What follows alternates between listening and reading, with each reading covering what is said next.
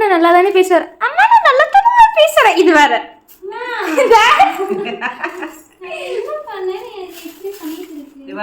என்கிட்ட சட்டை போட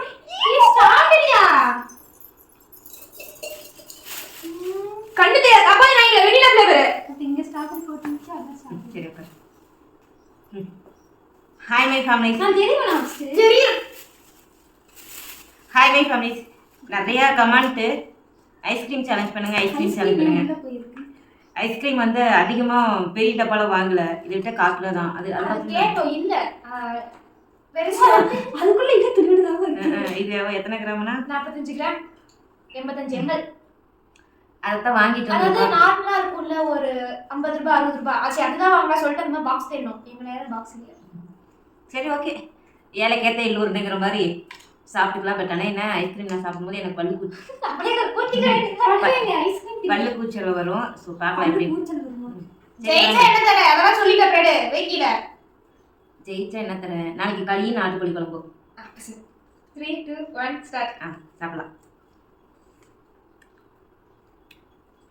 நான் திடீர்னு சாப்பிட மாட்டேன், சும்மாவும் சாப்பிட மாட்டேன்.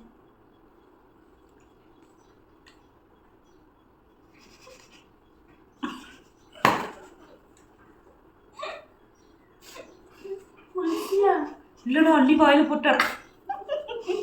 இல்ல மனுஷியா கேட்கணும் நானு.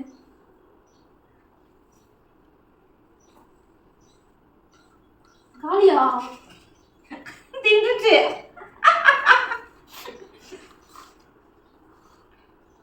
இவ்வளவு சீக்கிரமா சேலஞ்ச் வாழ்க்கையெல்லாம் பண்ணதில்லை.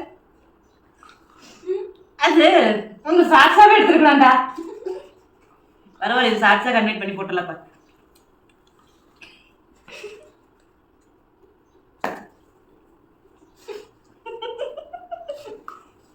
காலி பண்ணிட்டா. உங்க பேர பிள்ளைக்கு ஐஸ்கிரீமே திங்க தெரியல. ஐயோ கடவுளே. அதிகமா நக்கிட்டு இருக்குது. நான் கட்டியா இருக்க மட்டும் தான் சாப்பிட்டேன். இது கொஞ்சம் ஜில்லுன்னு பிடிக்கல. கழிச்சு தின்ட்டேன். கட்டியது அப்படியே வேற. அது அப்படியே வாயில போச்சு. ரைட். இந்த மாதிரி ஒரு சான்ஸ் வாழ்க்கையில பிடிக்க மாட்டேன். இது எனக்கு பிடிக்கல. கக்கிட்டீனா சொல்லு. எது பத்தியா வந்து ட்விஸ்ட் நீங்க? சத்தியமா இல்ல. காட்டு போய் என்ன நினைச்ச? பொய் சொல்றேன்னு நினைச்சேன். இப்படி காட்டும் போது பொய் சொல்றேன்னு நினைச்சியா?